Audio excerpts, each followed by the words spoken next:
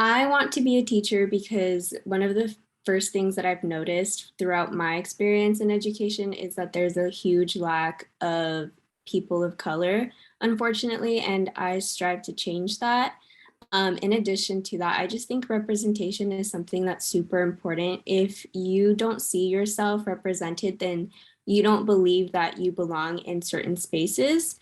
Um, so aside from that, I also want to use my bilingual skills to help bring families into classrooms.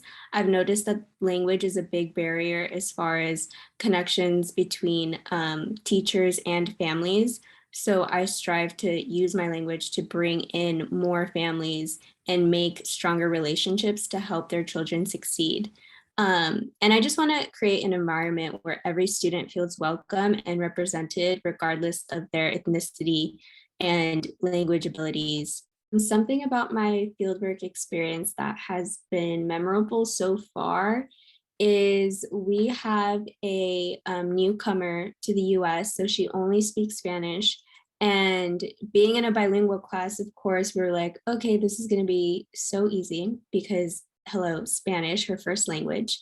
However, it wasn't. I actually found myself spending the most time with her, and I was able to use my English and Spanish to become an advocate for her and to help her get resources outside of school to help her learn English, not only her, but her family.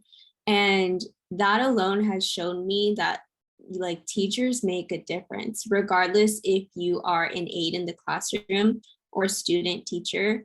I think there's a big misconception that a lot of us think that as student teachers, we're afraid to use our voice because we feel like we're not the head people in the classroom or the school, but that's completely wrong. Like your opinions matter.